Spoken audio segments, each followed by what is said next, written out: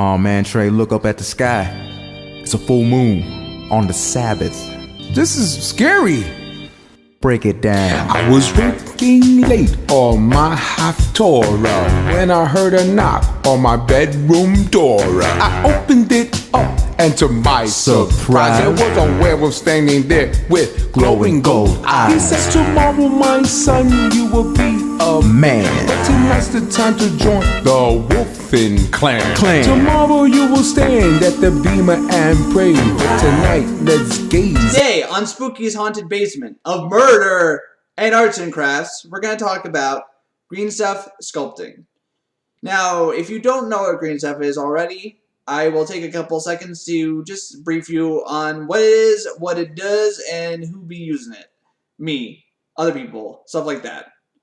Green stuff is the slang term, as the kids call it, for two-part epoxy resin. Now, usually the people who are using it are miniature sculptors or people who are using it for conversions on miniatures. But also, it's used for jewelry making. Like you'll make like a pre-mold of whatever you're going to make in the jewelry, and then you're going to cast it in metal. Because it's one of the few things that's durable enough to stand up to the heat of that much fiery metal stuff, you know. So that's good for that. But we're going to be using it for sculpting miniature stuff. I've used it a lot, and I like different varieties of it. And there's also some things that you might...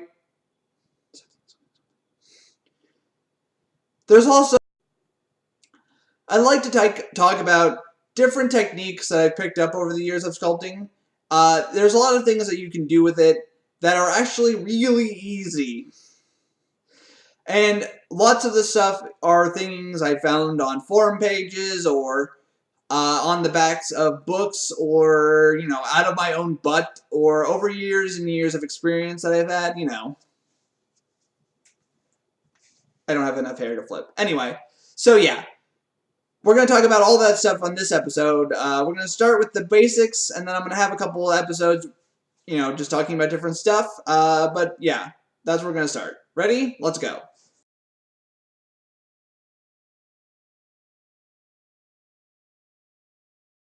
Hey kids. So, there's a lot of different kinds of sculpting materials you can get access to. And those are the mediums you're going to use to sculpt with.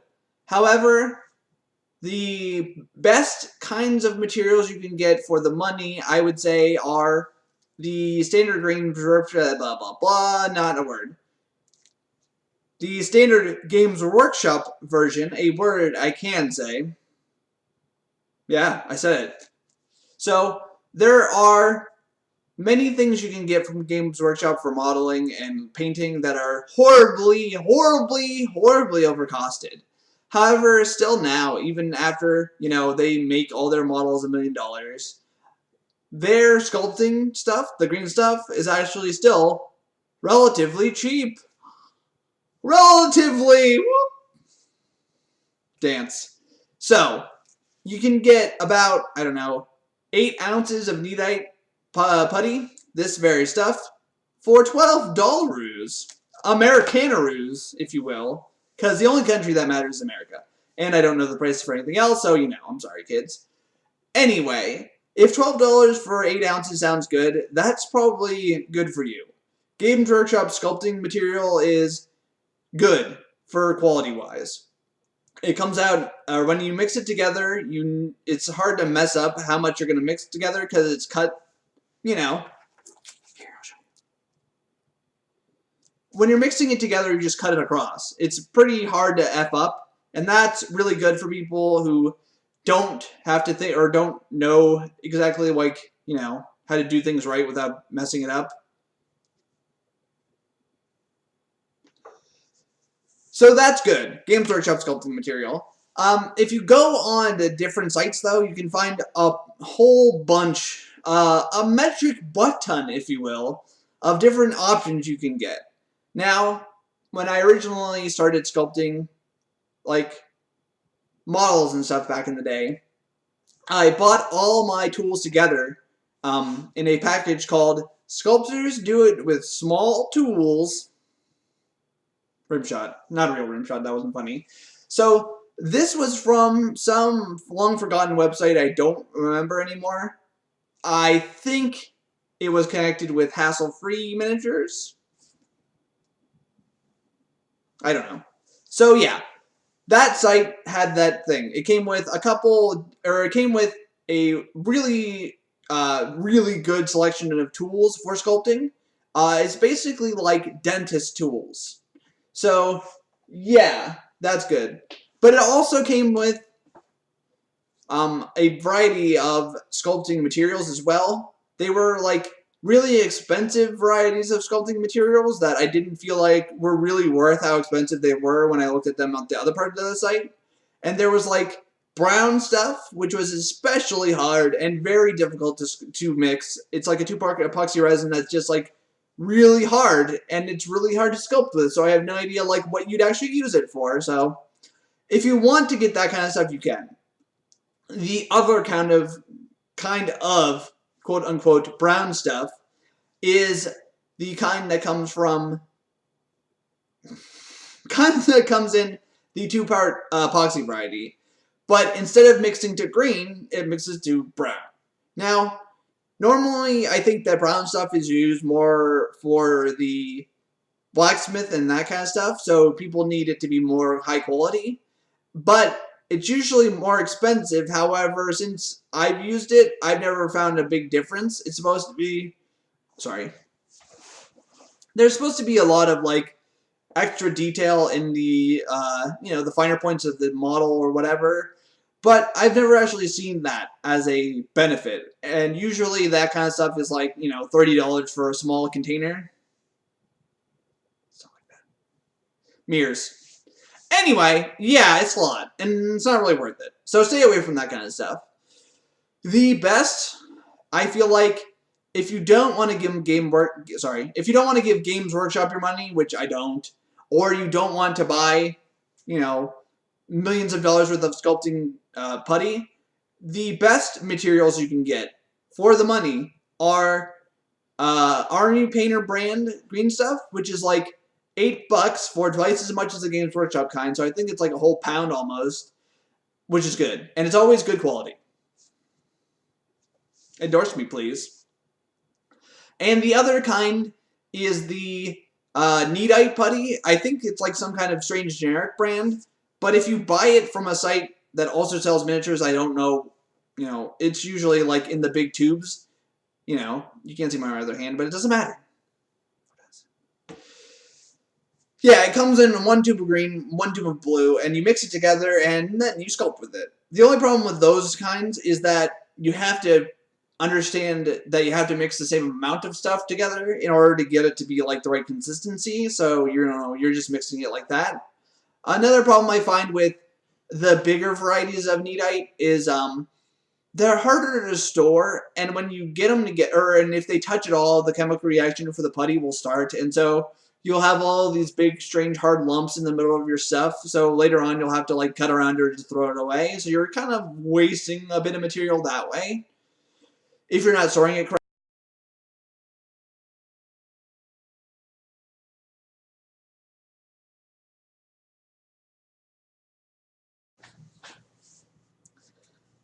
So, I would like to talk about sculpting tools, also somewhat quickly.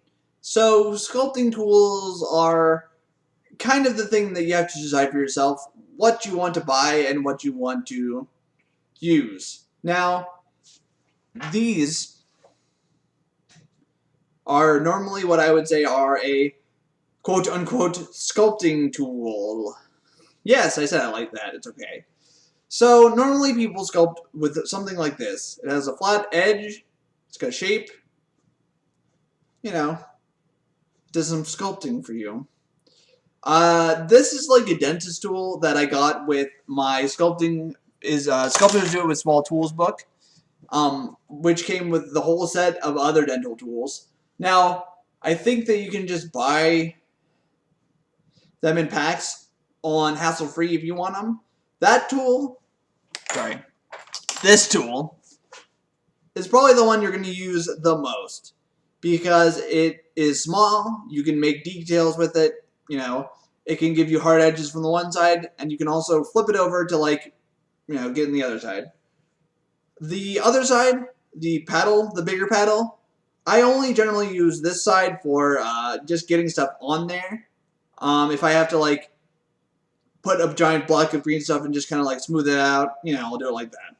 The second kind of tool that you will use the most of is color shapers. Now, if you don't know what a color shaper is, that's okay, because I didn't know what a color shaper was either, even during art school. Well, until art school. Well, I don't know. Anyway.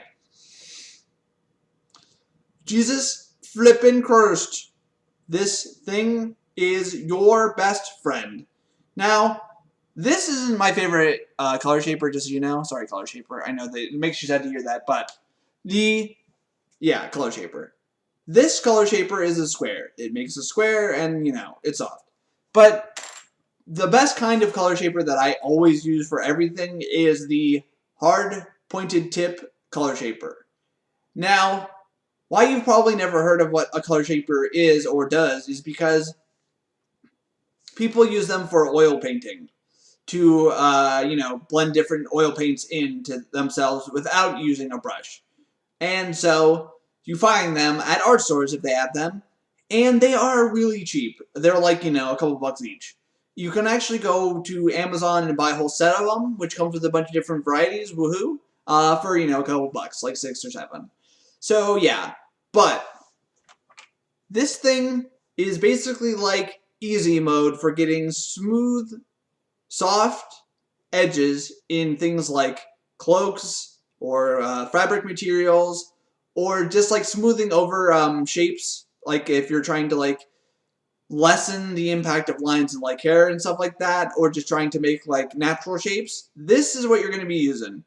And until I figured out that you're supposed to use, or, you know, until I figured out that that was what it was and how to use it, everything I did before that was basically crap in comparison, and it makes it so much easier to get the lines that you want for cloth, especially. So yeah, this thing is your best friend. So, where you can buy these things, I said, obviously you can get the sculpting materials at, you know, a website, or Amazon you can get them at too. The color shapers, you can obviously get those at any art store, so yeah. But I do have a suggestion with the color shapers, though. Get hard. Or extra hard. No. Maybe. Anyway. So, yeah. I feel like the soft ones are the ones I started with, and they were a little... they didn't satisfy my need for hard tips. Yeah. So, if you get the harder ones, they work a lot better. Because when they're soft, they don't do their job right. Winky face. The final thing you're going to need, in addition to hard plastic tips, is lube for the hard plastic tips. Also, winky face. This is Vaseline. Yeah, you know what it is. Anyway, so, lots of people have lots of weird things when it comes to ideas or whatever for lubricating their tools, but I'll talk about that in the next section. I'm going to stop. Stop. Greetings, kids. We're on the desk now. It's like being on the bench, and we're going to practice our fundies, just like on the bench. So, this is my standard sculpting tool. I was talking about it before, and, you know. This is Vaseline.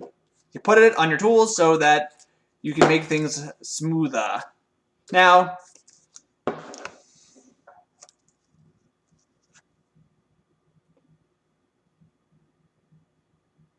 so I put some on my finger.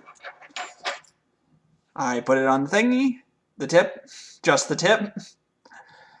Sexual innuendos only today. Now, I like to roll it over on my finger once or twice to try to, you know, get as much of it as I can on it. And then, immediately afterwards, you want to wipe your... You want to wipe it off on a paper towel. Because the one biggest problem that you'll have, especially if you're trying to attach, sorry, really loud, sorry kids. The one thing that you'll find is a big problem is getting your epoxy to stick to models that are already covered with Vaseline or other kinds of lubricants. So you're going to want to have your tool have the most amount of lubricant on it, but you're not going to want that all over yourself or the model because it's not going to stick as well once you actually mix it and try to put it on there.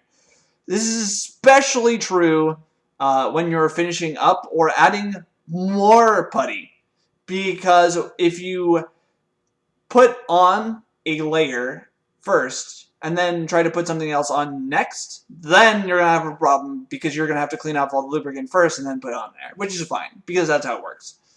That's another tip. Do that too. So, yes.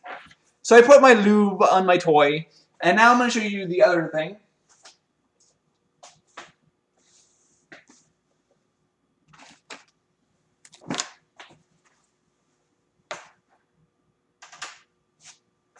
Pause and stop. Pause and stop!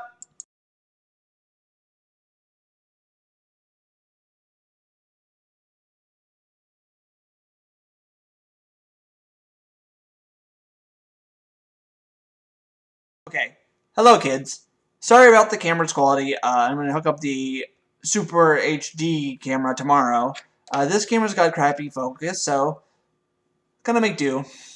This is Alton Ashley. He fights big aminals and doesn't afraid of anything.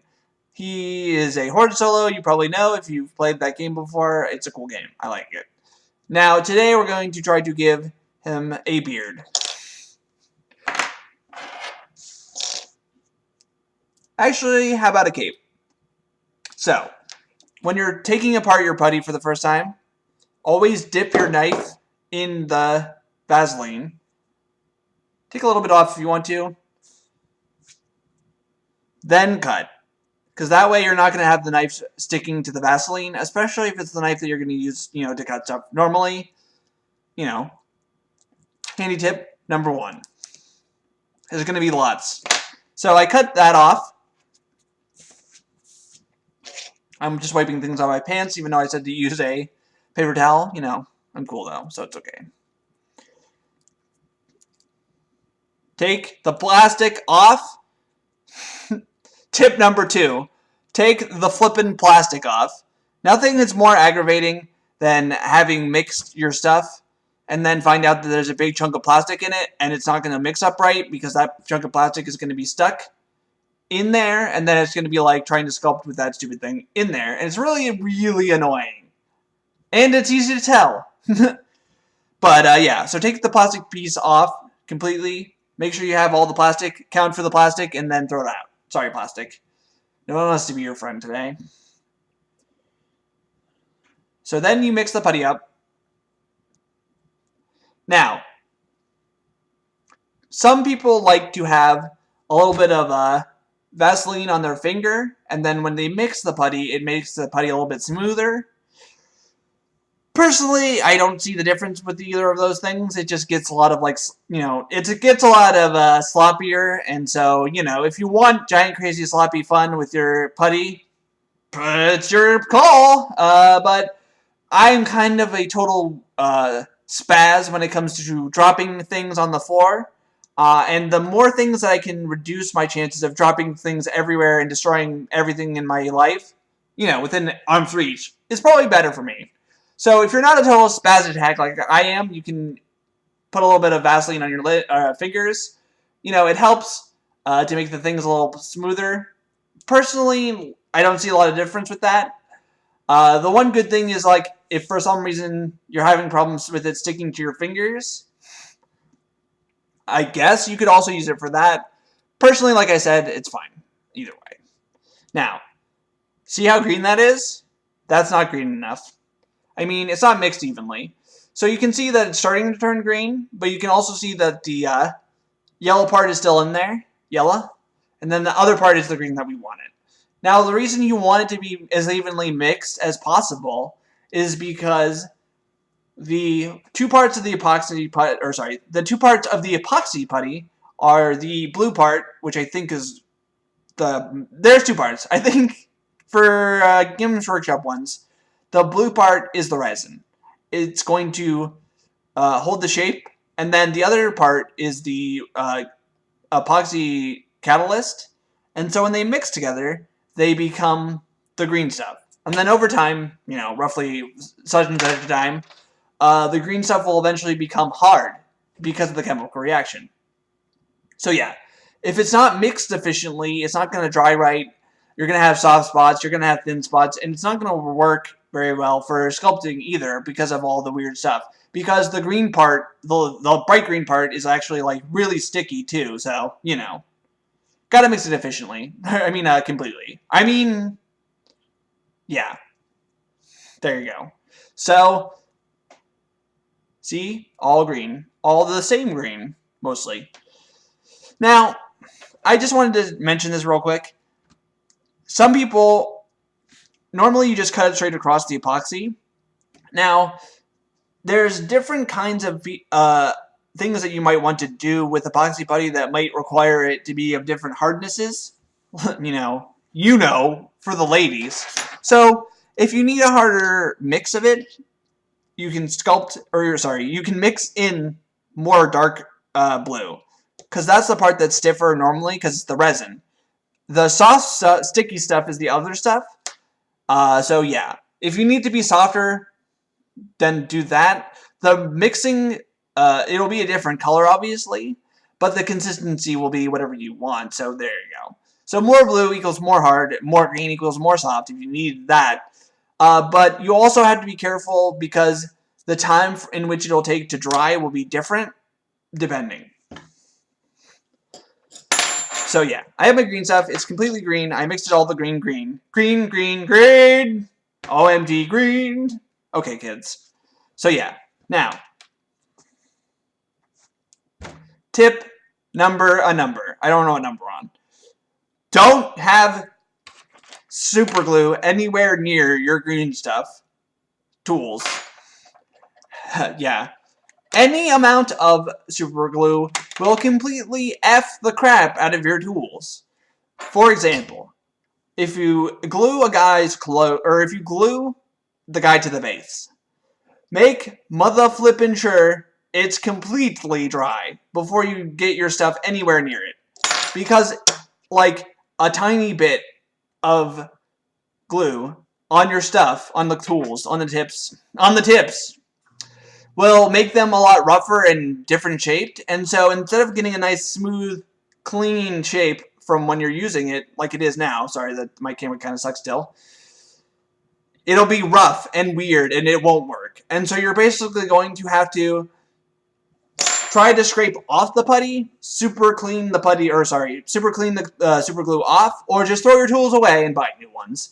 Now, this happened to one of the original nibs I had, the color shaper I bought originally, and I was so upset when I got a little bit of super glue on it, because then there was like a little dot at the tip that was like, just not working right. So yeah, be careful with that. So if you're going to glue anything to anything, you have to make sure you do that before you start sculpting. The second thing that you want to remember, or thing number a million, whatever number it is you want it to be clean wherever you're going to put it on. You also don't really want it to be painted. I picked this guy off my desk because he was the only guy I could reach. Sorry. Not sorry. Anyway, yeah. Because when you stick it to the thing, it'll stick to wherever you put it, and then eventually it'll harden to wherever you put it. Now, here is another tip. If you're making large shapes, and they're free something? An adjective. If they're free form shapes, like, capes that are flying in the wind or something like that, then you're going to want to make a first shape that's slightly smaller than the shape of the size of the thing that you want. So, if I was going to make a giant crazy cape,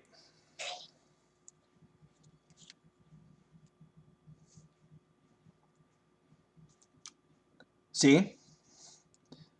I basically start, let's say, like that. Can you see it? Okay. So yeah, see how that is? It's sticking to his back a little bit, and then I'd let that dry, and then I'd sculpt over that part. So you'd start with something like that as like a base for whatever you're going to do. And the important thing about that is the sculpting putty is soft. So it's not going to stand up to your sculpting unless something hard is under it. And you can layer it up itself, which works really well. But you have to wait a little bit in between. And it's during those parts that people will like to put a little bit of glue underneath the stuff, so it has, it has something to stick onto, because the putty itself isn't going to like, melt onto the material that you're sculpting it onto. It'll absorb itself pretty well, but it's not going to be like stuck to the model. So you might want to use a little bit of glue for that situation. 1 second. Beep, boop, boop, boop.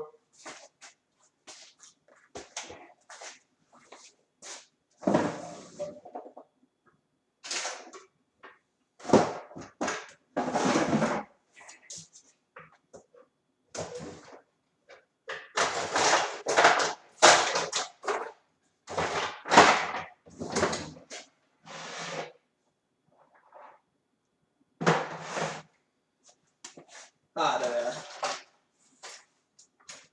Hey kids, look what I found. So, here are some other sculpting tools that I have. This is the regular Ferrilio. Why isn't it showing it? Okay. This is the good sculpting, the color shaper nib. This is the one that's round all the way around. Yeah. Taper Polat. Sure, whatever. This is the one that you use most for natural stuff, like capes and stuff like that.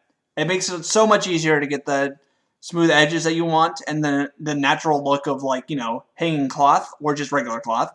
So yeah. This is the... kind of looks like the same thing because my camera kind of sucks still, but it's half a circle... sorry. Half a tip and half a wedge for her pleasure. Winky face. No. Yeah, but it is. This is called the angle chisel, I guess.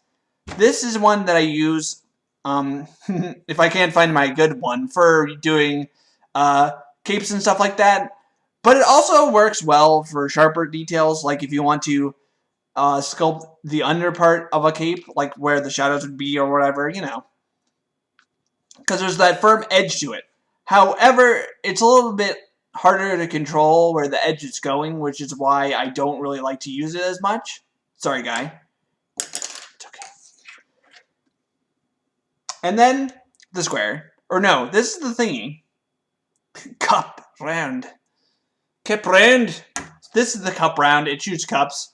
Good cup round there. This is effectively like a makeup tip. The tip of lipstick, I mean. See? Circular? And it's flat. This is pretty good for smoothing things down when you're starting off. If you don't like the back, the giant paddle. Yeah. Because normally the problem with the giant paddle is it's really huge, so it's hard to do anything but just wreck everything with it. So yeah. Chisel. Now I'm going to stop for a second, and then I'm going to start again, and then we're going to talk about sculpting. Okay, I got some water. I have my stuff ready to go here. I mixed my things. I put them on my guy. So, I put a little bit on my finger. So here's the thing, guys. Kids. I like to put some put some Vaseline on the top, because you're going to want it to be extra super duper lubricated. And then I like to shape it into the, let's say, kind of sort of shape that you want it to be in. So when you're doing a cape or a cloak or a fabric or something like that, flowing fabric at least, you want to think about where it's going to lay on the model and where it would actually be coming from in relation to gravity and all that stuff. So, yeah. So I'm thinking that this guy's cape, or the cloak, is going to go up and over, under his shoulder pads, let's say. Yeah. And then it's going to go down to about there, let's say. And it's going to be hanging against his back because he's not really moving that much. He's kind of standing statically, so there's not any real reason for him to have a giant crazy hero and blowing his cape all over the place. And he's also like a silent hunter guy, so, you know, it makes more sense for him to have, you know, something more static. So, yeah, let's do that. Okay. I'll take it off again. So, yeah. Now, the good thing about green stuff is you can kind of cut the things apart as you're working on it if it gets too big or too out of control, let's say. So yeah, if I put it, so yeah, if I set it down on his back and there's too much like up by his neck, I'll just trim it off with the sculpting tool and then sculpt down from there. Now, I mean, let's do this. Throw everything on the floor. Got it.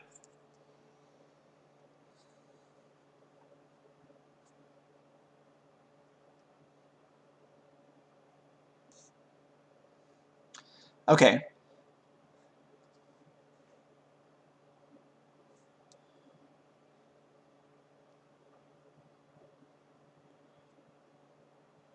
Now, I wish it was way easier to see this, but now, if you're working on this yourself with me, I wish that I could show you better. The camera will be better next time, sorry. But you'll see there's these big, gross, mank fingerprint marks in your stuff. Now, this is what years of experience gives me. Here's what you want to do. Take a finger of take a finger's worth of Vaseline and gingerly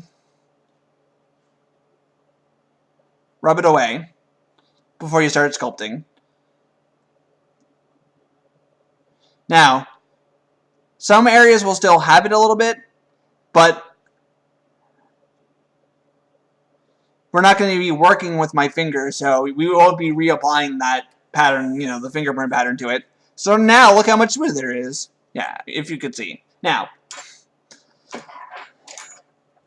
so now I'm going to grab this, the normal sculpting tool. Now, you can see that the edge of his cape, the edge of his shoulder pad, is right there. And then he has a scarf. So obviously all the cape that I want to do is going to be down below there.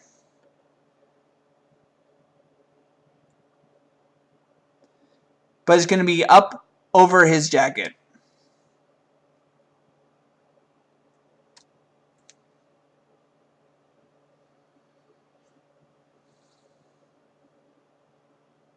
So basically, if you have detail you're saving and not going to sculpt over, or, you know, your thing is going to go under, then you want to cut. See what I'm doing here? Can you see it actually? Cut that part of the green stuff off first.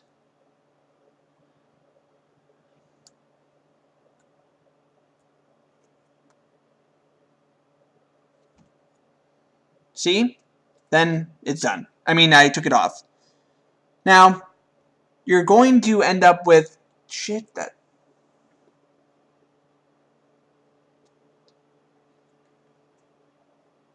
Camera?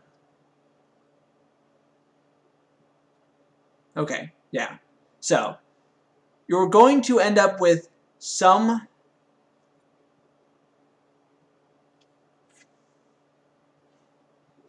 flash from the green stuff. What you want to do is make sure your thing's lubricated. That's what I always do, is just dunk it in there every couple of times. Even it up with the edge of the armor plate or whatever you're doing there, the detail you want to save, that's already on his model. So for this, I squared it up with that, and then I've got it into an edge. And so yeah. So basically I'm remaking the bottom of his shoulder pad right there, see? Because I have a little bit of green stuff that was left over. So yeah. But I want it to be his shoulder pad. Now I'm going to do the same thing on this side. I'm going to cut off the excess stuff. I'm going to make sure his it's going to end in the right place, and then I'm going to make sure the bottom of his shoulder pad has a thing on it still. So I'm going to do that, work on that, and then I'll show you how to do the basics for the cloak, and then we'll be done for today. So that's the chunk that I'm cutting off.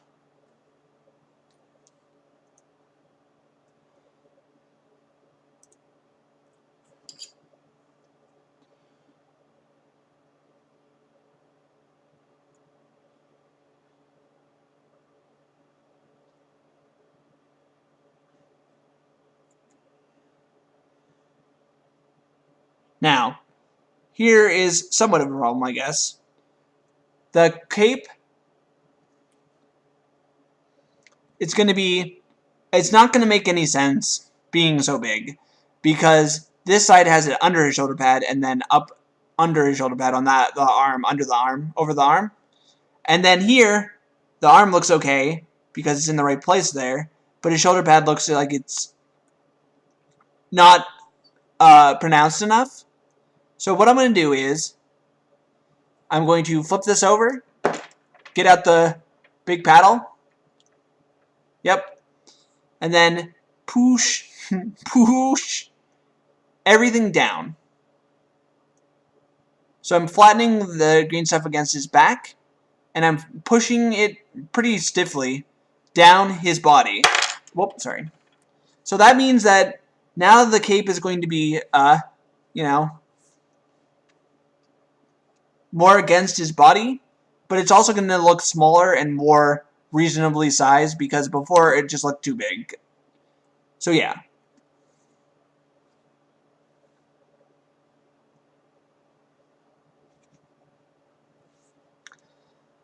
It's kind of hard to see what's going on. I'm sorry about that. Like I said, I'll get it a better camera next time. Okay, so now, here's the big part. The cape, put a ton of green stuff on your sculpting tool. Yep, for the ladies. Then, put it at the top, sorry, like that, of wherever you think the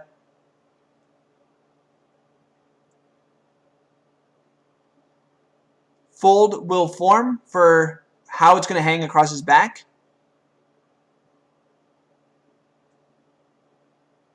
And then do it again, coming back across where the fold would be, let's say.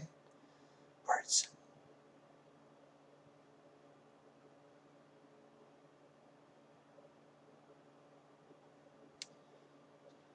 Now, the good thing about the color shaper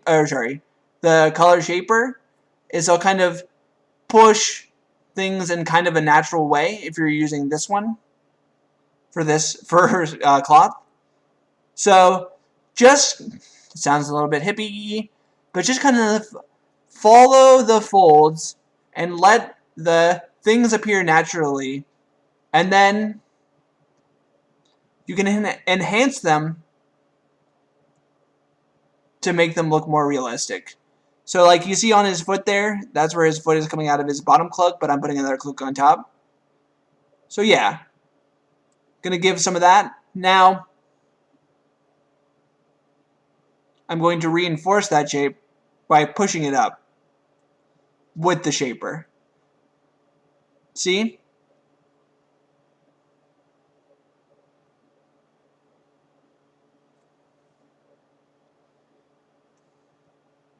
See? Now, if you want to do a flippy overfold, it's actually a lot easier than you think, Because just put a ton of Vaseline on your thing, again, for the ladies. Now this time, you want to be really extra careful. Because you see where the flip over part is? You know, the fold in the cape, that's what it's called. That part, you need to make sure that you're not over smushing it so it's not going to get smushed back into the other details or smush any details away, because when the cape is folded over like that, it'll lay like this, not, you know, smooshed against itself. Okay. I want to try to finish this part real quick on the other side. And then...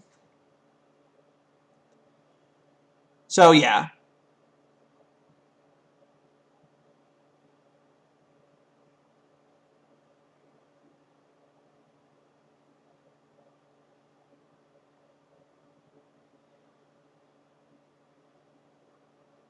Personally feel like capes are somehow like the easiest thing to do, because they don't have to make perfect sense with like the physics of things, and they're easy to get done with, especially with that color shaper. Now here's what I'm doing with my normal tool. I'm just like pushing against the edges at the bottom that got folded over. Now here's the other thing that's really hard to do when you're sculpting, especially starting off, is making hard edges that, you know, are smooth. When I'm smoothing out the edges, I know that it's really hard to see this actually.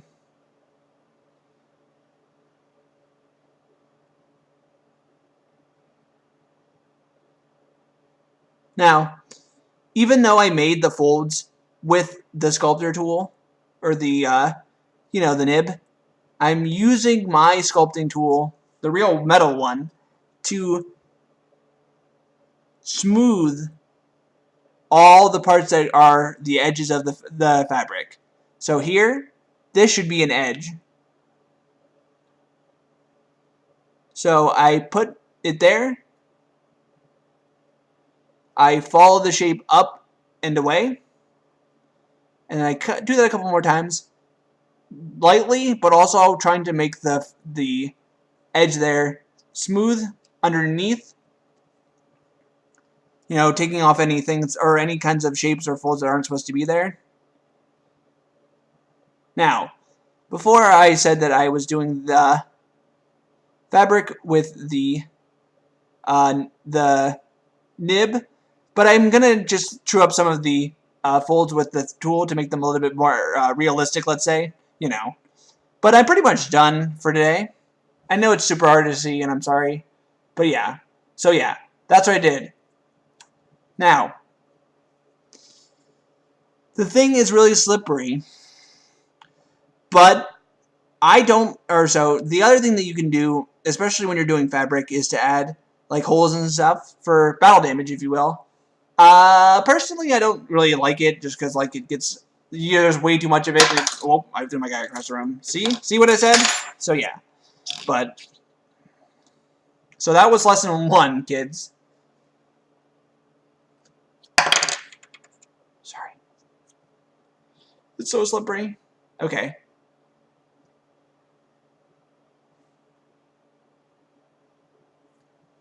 $15-minute cape.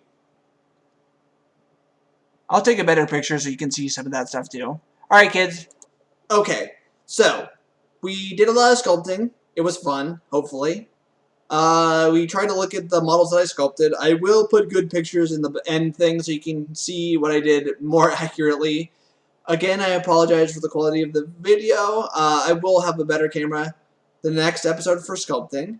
The next episode should be Let's Play Tanks again with dang old Karen.